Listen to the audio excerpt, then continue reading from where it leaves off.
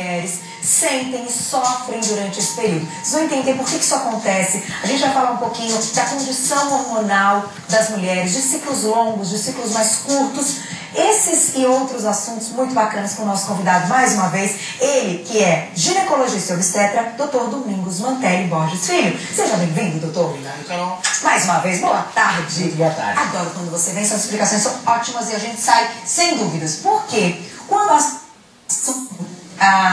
essas mudanças hormonais E eu acho que muitas mulheres sentem aí as dúvidas e acabam conversando com as amigas, o que é muito normal nosso, né? A gente sempre tem uma dúvida e a gente vai conversar com as amigas. E aí a dúvida é a seguinte: por que algumas mulheres possuem ciclos mais longos? Por que outras mulheres possuem ciclos mais curtos? O que acontece? Por que há essa variação no período da ovulação? E por que existem mulheres que têm cólicas, outras que não sentem nada? Queria começar por aí, nosso papo de hoje.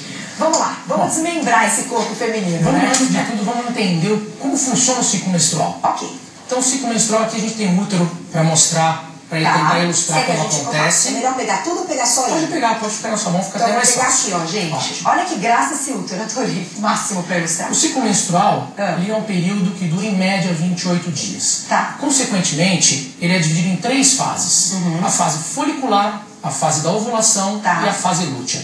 Como isso acontece? Então tudo começa com o primeiro dia da menstruação da mulher. Quando ela menstrua, ela deve contar que esse é o primeiro dia do ciclo dela. Tá. Dali pra frente, menstruou o primeiro dia. Tá. Passou dali, ela deve sangrar, ela deve menstruar. No período, começa a desenvolver no ovário um folículo.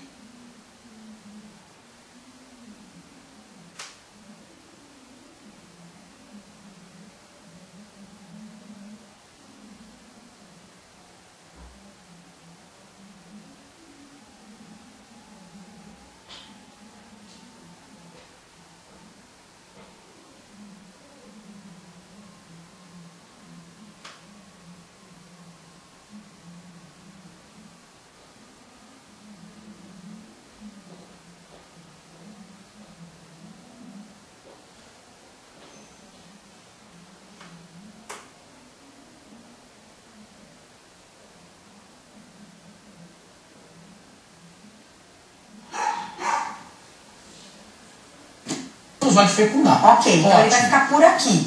Vai ficar aqui dentro do tubo, dentro da trompa. Certo. Nessa fase, esse folículo, o que ele faz? Ele começa a se fechar e ele passa a assumir um novo nome, chamado de corpo lúteo, que ele já é esse amarelinho aqui. Que ele passa a fazer no dele, que estavam sendo produzidos para poder ovular, diminui, ele passa a produzir a progesterona. Tá. E começa a aumentar o tamanho do endométrio, que é como se fosse esse carpetinho dentro do útero. É o que vai revestir É o que vai revestir o útero. Então, através da progesterona que está sendo produzida agora, esse carpete começa a aumentar de tamanho para receber o embrião. Se houver a fecundação. Que é a chamada de fase lútea do ciclo. Tá. Consequentemente, o que acontece? Se a mulher não fecundou, não teve relação, o espermatozoide não fecundou o óvulo, esse endométrio ele vai ter que descamar. Ele vai descamar e vai ser eliminado através do quê? De uma nova menstruação. Então, a menstruação é a descamação. É a descamação do endométrio. Esse carpetezinho que reveste o útero por dentro, que serve para receber o embrião caso haja uma gestação. Perfeito. Agora, doutor, oscilação então, com ciclos de 28 dias, mulheres com ciclos de 30 dias e até mulheres que ficam sem menstruar um período de um mês, que tem uma irregularidade menstrual. Por que de tudo isso? Tudo influencia no ciclo menstrual. Até fatores psicológicos influenciam no ciclo menstrual. Existem casos de mulheres que, por acharem que podem estar grávidas, acabam até atrasando a menstruação. Sério? Só por acharem que podem estar grávidas. Então esse recado que a gente manda sem querer já pode afetar tudo. Pode afetar tudo. E alterações hormonais, algumas doenças ginecológicas podem afetar. Então o estresse físico, o estresse psicológico, medicações, anticoncepcionais, tudo influencia no ciclo menstrual. Para serem mais longos ou mais curtos. Mas o que a gente tem que levar em conta? Um ciclo normal é de 28 dias em média. Uma mulher que tem um ciclo mais curto, digamos de 24 dias, Teoricamente, eu deveria estar ovulando no 11º, 12º. Só que vamos supor que essa mulher esteja ovulando no 14º dia do ciclo. O que está acontecendo? A fase lútea, que é a segunda fase do ciclo, está muito curta. Está com 10 dias apenas. Então, apesar de ela ter um ciclo curto, o ciclo dela não está bom.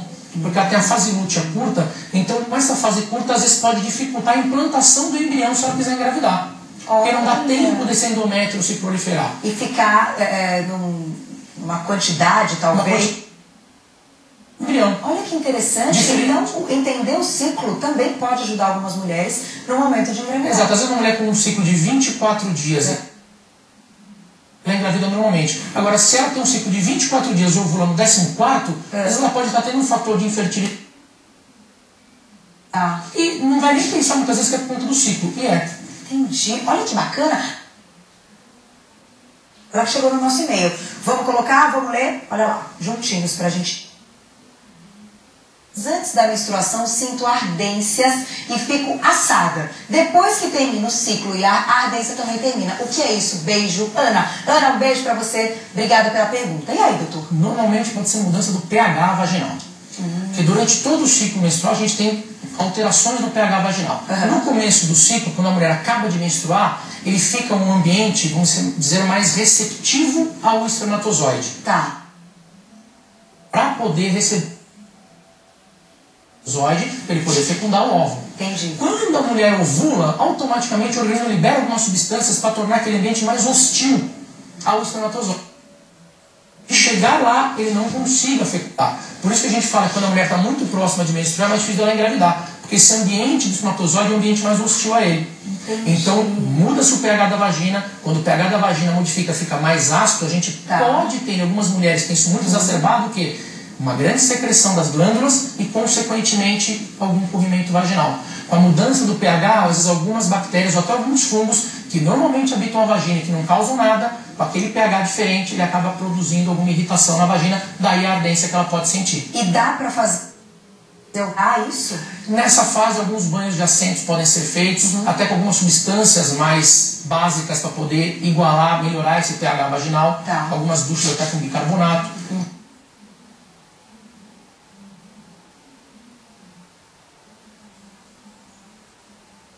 Um pH mais favorável para que ela possa, por exemplo, engravidar, um pH mais receptivo ao espermatozoide. Olha, muito legal. Obrigada pela pergunta, Ana. Agora, isso tem alguma relação também com alguma infecção urinária ou não? Porque muitas mulheres, a gente já, enfim, conversando, já ouvi vários casos de mulheres que sentem também essa ardência e a dificuldade, porque está com algum tipo de infecção urinária, até a cistite, a famosa cistite, ligada a esse ciclo menstrual. Tem alguma relação? Nesse caso não, porque se fosse realmente uma cistite, não passaria após a menstruação. Porque a cistite é uma inflamação geralmente causada até por bactérias, vira até uma infecção. Então a gente tem que tratar. Então se ela sentisse essa ardência antes da menstruação e depois da menstruação continuasse, possivelmente, se por conta própria, normalmente a cistite ela não melhora espontaneamente em torno de 4, 5 dias. Ela leva um certo tempo maior para melhorar e você geralmente está num tratamento médico. Porque é infecção e tem que tratar. Porque é uma infecção, tem que tratar. Precisa no médico. Precisa no médico. Vou fazer o seguinte, vou dar um recadinho e já volto.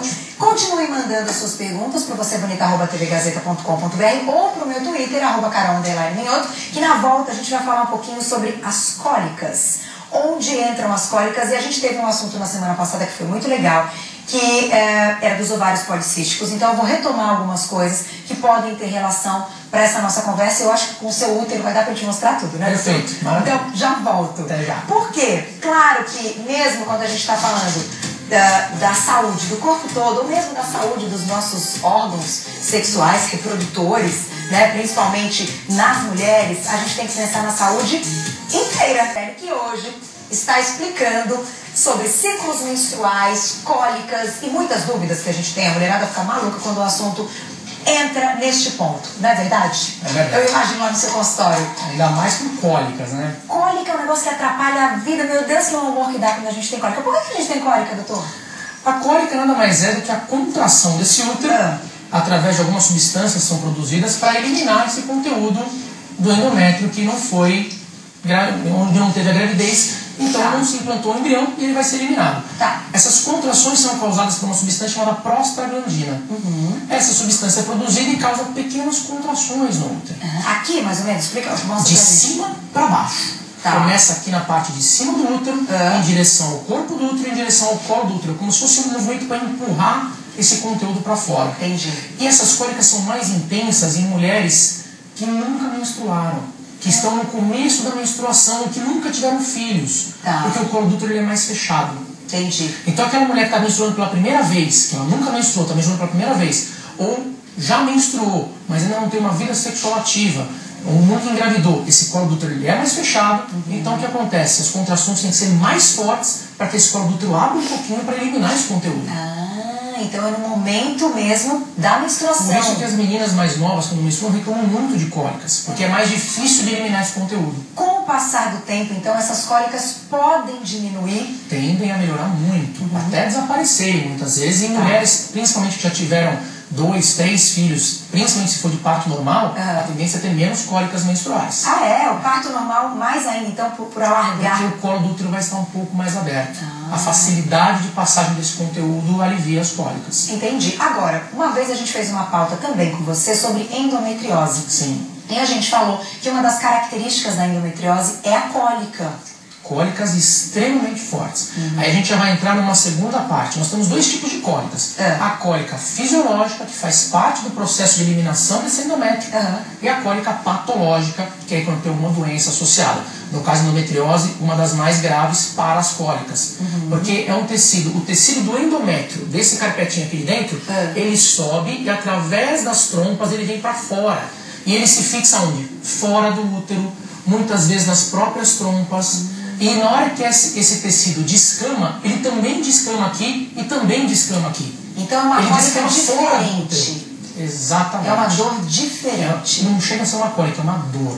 É uma dor intensa. É uma dor intensa. Muitas vezes a mulher tem que ser internada, fazer medicações endovenosas para conseguir aliviar essas dores. Certo. Então, para a gente ter uma ideia e ter aí uma noção do quanto é essa cólica, né? Do grau. É diferente de uma cólica intestinal ou de uma cólica menstrual, que é uma coisa bem mais simples. Ela é uma dor, digamos assim, incapacitante. A mulher não consegue fazer as atividades do dia a dia. Perfeito. No dia que ela na cama, passou por isso em algum período do ciclo ou tem que procurar. Caso tem uma grande chance de poder ser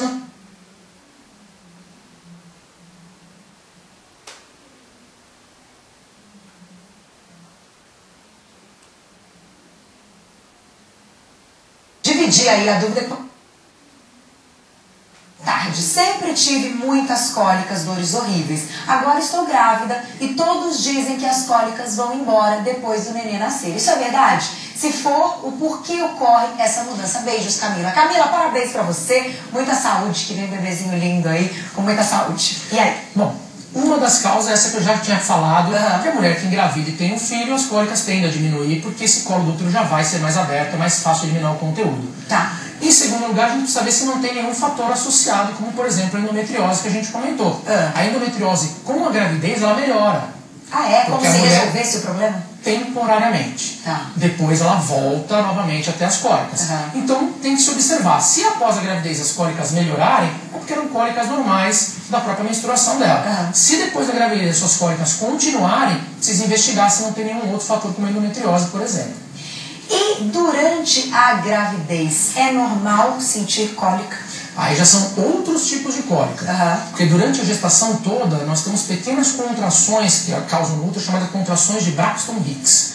Essas pequenas contrações é como se o útero estivesse se preparando, aprendendo a contrair, para no momento do parto ele se contrair. Então são pequenos tremores que acontecem no útero e que geram cólicas, geram um desconforto na gestante. Isso acompanha a gestante geralmente da metade da gravidez para frente até o final. Então isso é normal? Normal, é fisiológico da gravidez. Antes da metade, no período, no início, é normal? Normalmente não.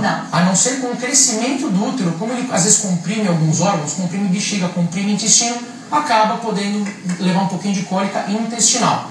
Mas no útero, se estiver tendo contrações e cólicas antes da metade, precisa investigar risco de abortamento ou até de trabalho de parto prematuro. Perfeito. Agora, já que a gente está falando das cólicas e dos ciclos, tem alguns alimentos aqui que até chegou uma perguntinha no meu Twitter que é a seguinte: os alimentos influenciam a cólica ou mesmo o ciclo? E você trouxe alguns exemplos. Influencia muito. Muito. Para bem e para o mal. Tá. Para as duas coisas. Então vamos começar com o que faz bem. Então, por exemplo, trouxe o feijão. Tá. O feijão ele é rico em magnésio. O magnésio ele é muito bom para evitar inchaço. Tá. Ele aumenta os níveis de serotonina, hormônios do bem-estar, então a mulher se sente melhor nesse período. O açúcar mascavo. Aqui eu coloquei 2 açúcares, o mascavo e o branco. Refinado. Dá preferência sempre ao mascavo. O refinado, ele só tem carboidrato. Não tem nada de bom. Não tem nada de bom. Entendi. Já o açúcar mascavo, ele tem proteínas, gorduras, vitamina B1, B2, B6. Ele tem uma série de componentes que fazem bem para a mulher. Tá. Melhor, diminui a absorção hídrica, Olha que diminui ótimo. o inchaço, Não sabia. diminui as O cólicas. açúcar mascavo. O mascavo. Olha que ótimo. Meninas É bom. que têm, então, retenção de líquido, bora no açúcar Bom, nós mascavo. falamos do ômega 3, é um excelente anti-inflamatório. Ômega 3, para diminuir as contrações uterinas, diminuir as cólicas, é excelente. Ah, é? Muito Vai bom. desinflamar a região. Exatamente. Que legal. E é um anti-inflamatório natural. Aham. A gente tem o açúcar.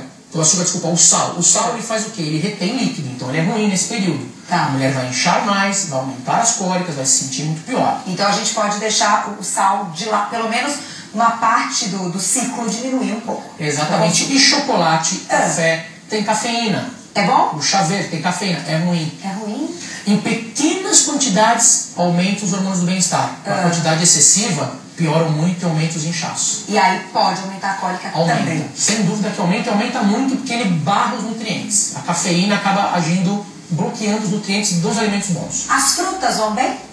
Muito bom para substituir o açúcar. Frutas, barras de cereais, é muito bom para substituir Deu vontade o de açúcar. chocolatinho, bora pra uma fruta. Muito melhor. Então, aproveitem todas as dicas pra gente ficar com o corpo com mais saúde, a gente tem que se sentir bem, né, com conforto, pra gente cumprir as nossas atividades, seja no trabalho, seja em casa, né, as mulheres, principalmente as mulheres que têm aquela carga horária às vezes muito elevada, que em casa são esposas, são mães, né, e precisam cuidar da casa também. Então acho que quando a gente tem essas dicas, a gente consegue cumprir tudo isso com mais eficiência, né, doutor? Sem dúvida. Muito obrigada. Obrigado você, Carol. Sempre, é sempre um prazer conversar com Prazer você. é meu. E eu adorei esse útero. Traga sempre. Vou trazer pra outras gente vezes. mostrar muitas vezes a nossa pauta. Para entrar em contato com o Dr. Domingos Mantelli, alguma dúvida da nossa pauta, é só acessar